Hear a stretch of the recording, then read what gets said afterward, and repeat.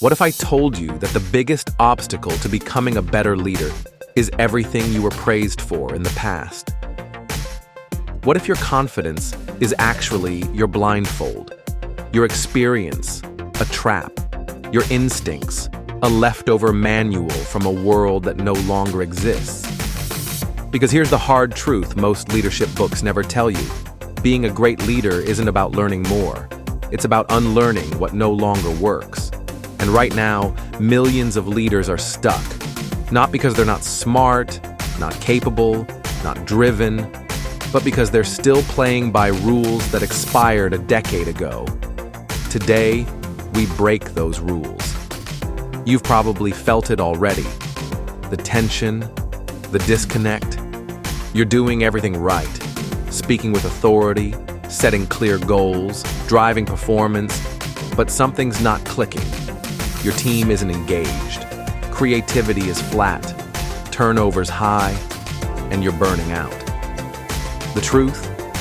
You're leading like it's 2005, in a world that moves like it's 2035. And it's not your fault.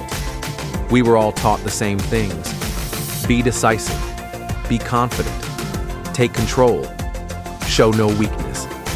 Sounds powerful, until it starts costing you trust, innovation, and connection.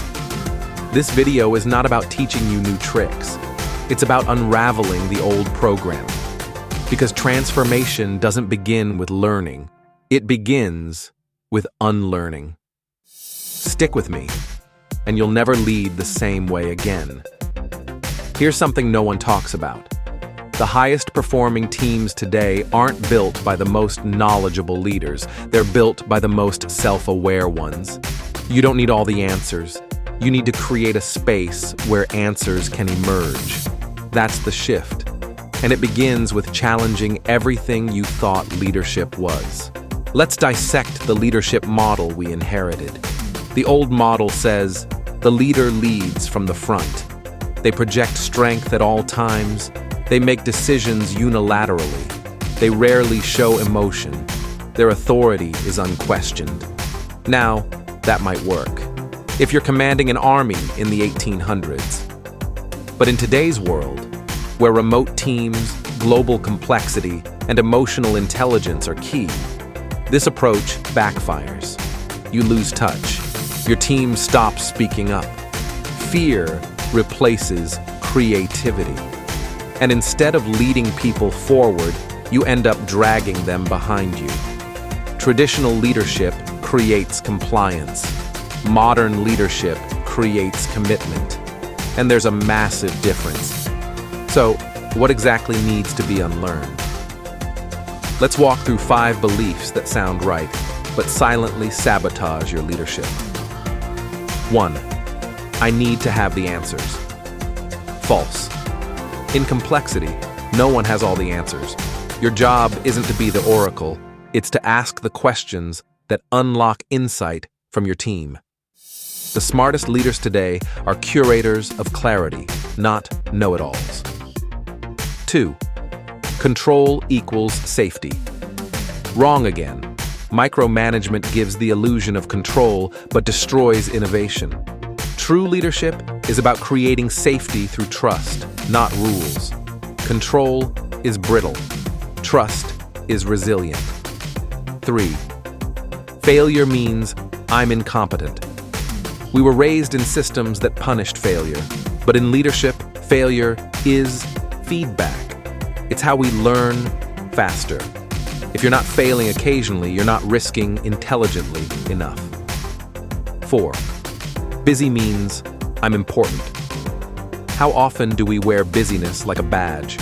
Truth, if you're always in motion, you're not thinking. Real leadership requires space to reflect, to strategize, to listen. 5. Leaders don't show emotion. This one's lethal. Emotionally distant leaders create emotionally disengaged teams. Vulnerability, when used wisely, is a superpower. It builds trust faster than charisma ever could.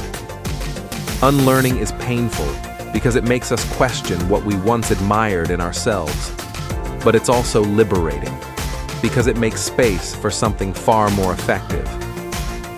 Let's get out of theory and into practice. Satya Nadella, Microsoft's Renaissance.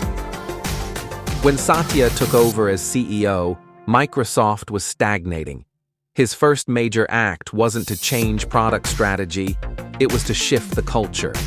He asked engineers to prioritize empathy.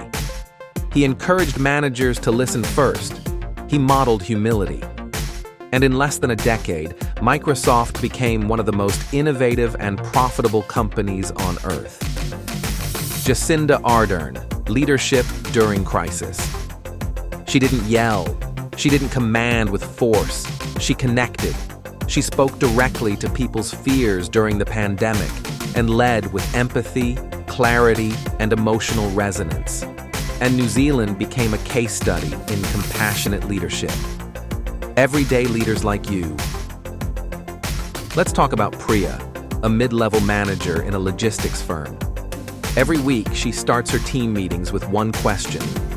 What did I learn this week from something I got wrong? That one question changed her team's entire culture. Instead of hiding mistakes, they shared them. Instead of posturing, they collaborated. No budget, no title change, just a shift in how she chose to show up. That's leadership. Not grand gestures, but intentional human signals. This is where most leadership advice stops. But this is where the real work begins. Because unlearning isn't an intellectual activity. It's emotional, it's personal, it's uncomfortable. It means asking, why do I need to be seen as strong all the time? What am I afraid will happen if I admit I don't know something? What part of my identity is attached to being in control?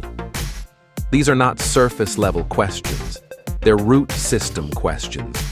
And if you're brave enough to answer them, you'll start to unlock a new kind of leadership. Not one based on power, but on presence. The strongest leaders today are the most self-aware. Because if you don't lead yourself, you're just managing people, not leading them. Here's where we're headed. The next generation of leaders won't be chosen by how loud they are, but by how deeply they listen. Not by how much they know, but by how fast they learn. Not by how polished their image is, but by how authentic their presence feels. And those who refuse to unlearn, they'll be left behind, clinging to authority in a world that rewards adaptability. So ask yourself, are you leading from a script, or are you writing a new one?